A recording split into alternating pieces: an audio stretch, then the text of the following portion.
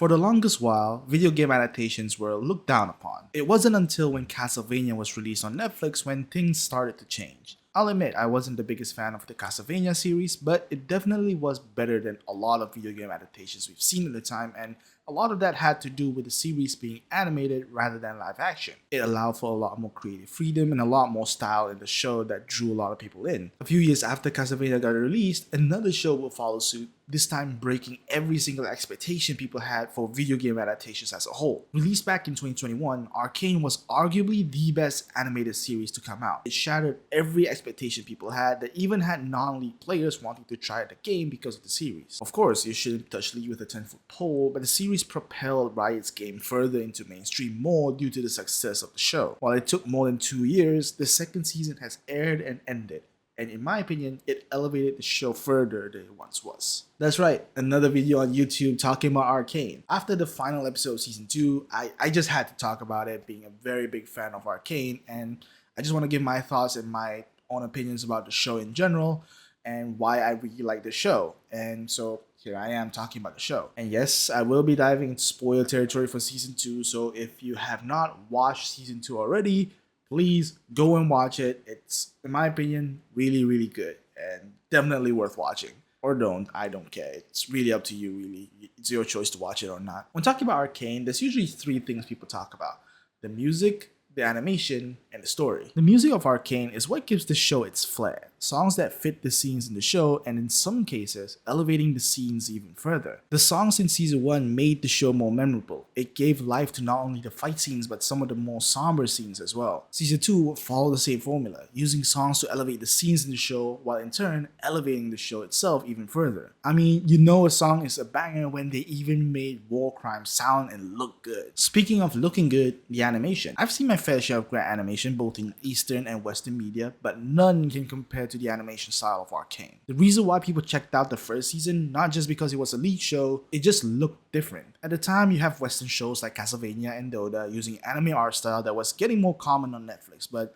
when you have something like Arcane, it stands out. The animation of the show, mixing 2D and 3D, the use of colors in the show in particular stands out for me in Season 1. Not to mention the creativity shown in some of the scenes in Season 1. Most notably, the fight between Jinx and Echo, where, if you think about it, it's not as action-packed as some of the other fight scenes in the show. The creativity shown in the animation, the use of colors and different art style, coupled with a good build-up in the story and a banger soundtrack, made it the most memorable fight in Season 1. Season 1 had the best animation I've ever seen from a TV series, which was even more surprising how Season 2 was somehow better than Season 1. You wanna know why Season 2 took more than 2 years to make? Just look at some of these scenes.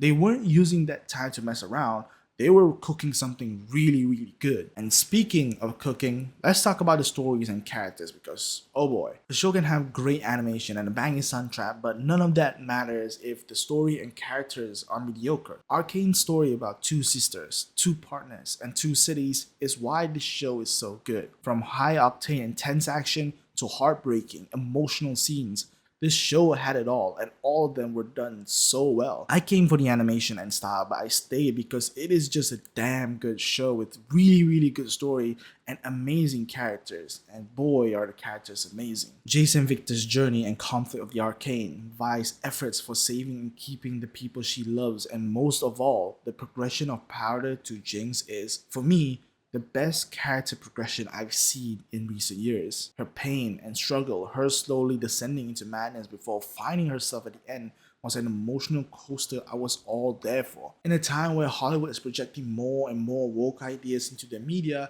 Arcane shows that all you need to do for people to stop complaining about woke media is to make the characters good, is to make a good, entertaining story with really, really good characters that people could relate to. You want a strong character of color? You have Echo. You want a complex, broken female lead? You have Jinx. You want strong gay women? You have Vi and Caitlyn. You want a badass, complex, and charismatic female character of color? You have Mbessa. Arcane is proof that people don't hate these traits, people just hate poorly written characters, and the characters from Arcane are far from that. They're incredibly well written, and we, the audience, can understand their pain and their motivation, which makes us root for them regardless of their skin color or sexual orientation. Season 2 had the best character moments of the series, and you can't help but wanting to see the characters happy at the end. But much like real life, not everyone gets a happy ending. Now, I will admit, the ending might not be 10 out of 10, but for me, it was nowhere near disappointing or even mediocre. It did what it could in one season, seeing the effects of season 1, bringing everything and answering every question as best they could.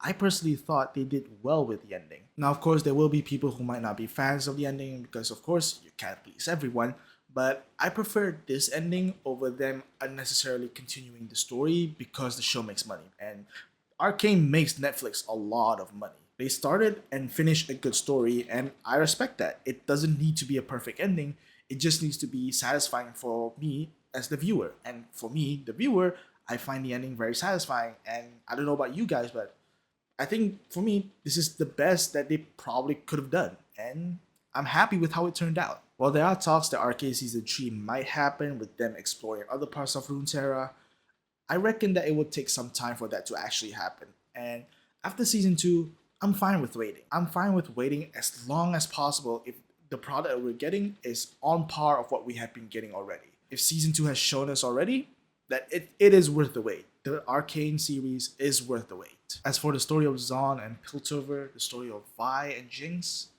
that chapter's closed. And personally, I am very, very happy with how it turned out. Anyway guys, that's it for this video. It's just a simple video about me just geeking out about Arcane because like I said, I really love this series. It's one of my personal favorite series, and after the ending, I just had to talk about it.